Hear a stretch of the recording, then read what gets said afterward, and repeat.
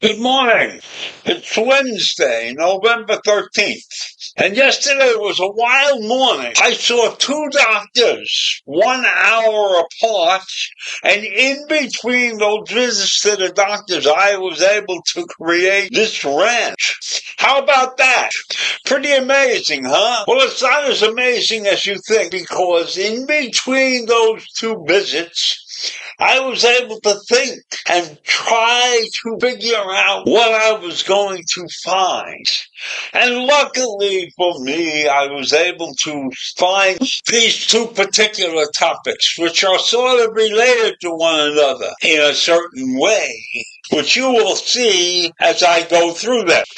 First, I want to talk about Mayor Adams and his push to have his trial put forward to April 1st so that he would have time to put together a campaign to run for re-election as the mayor of New York City. The mayor actually wrote a letter to the federal judge on Monday. That's what an attorney for Adams said, and requested the trial begin on April 1st rather than the current planned date of April 23rd. According to those in the know, an early trial date would ensure that Mayor Adams' trial rights are upheld and that the mayor would be able to fully participate in his re-election campaign.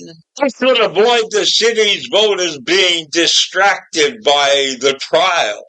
So I think that they're pushing for this in order to give Mayor Adams a chance to win re-election, even though he might be a criminal. We know that Adams was indicted in September on charges that he accepted luxury travel perks and illegal campaign contributions from a Turkish official seeking political favors. He has pleaded not guilty to the charges, and he insists that he will remain in office as he fights the case. And he's expected to face a contested Democratic primary in June, with several opponents already announcing their interest in challenging him.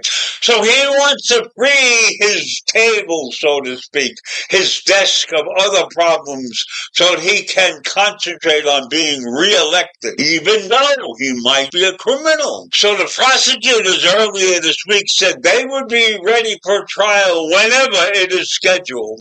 But they also noted they are still making their way through reams of seized records, and they really haven't accessed Adams' personal cell phone yet. So Adams has this big case hovering over him as he gets ready to run for re-election. And he claims he has forgotten the password for certain documents that these prosecutors want to get their hands on. But I believe the prosecutors could get their hands on it anyhow, because they probably have technology experts who could break into any kind of situation. And so I leave you with that. Mayor Adams attempting to avoid a long trial and trying to get reelected in the middle of his mess. And now we can switch to President Trump, or ex-President Trump, or President Trump to be. However you want to look at him. Now he's facing 34 counts. He has been convicted of those 34 counts already in court.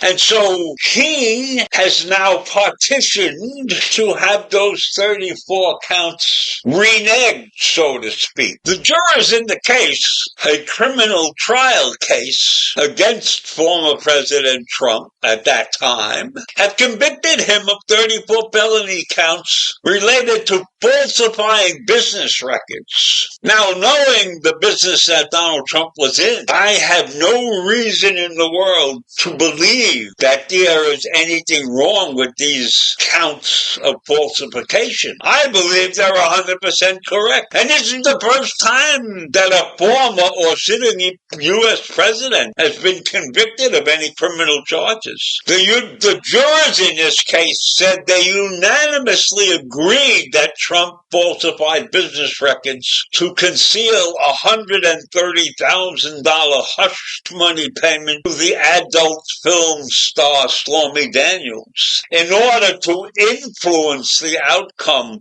of the 2016 election. And there are many details that you can find that indicate what kind of hush money felony counts were created. There were invoices for legal services. There were checks paid for legal services. There were ledger entries for legal expenses. And none of those things were 100% legitimate.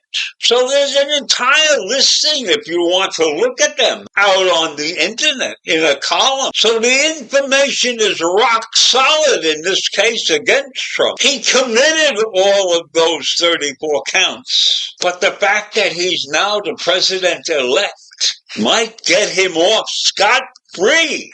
And then we would have a criminal in the White House for the very first time. And I say that because there may have been others who have done something slightly illegal. But this is a man who was convicted. So this is a first in the 250-year history of this country. A convicted criminal will be running our nation for the next 4 years. Unless something amazing happens with these trials and this entire mess that he has put us in. So I leave you with that to think about this morning. A mayor trying to avoid conviction and a convicted ex-president about to regain the office of president. Have a great day. Bye.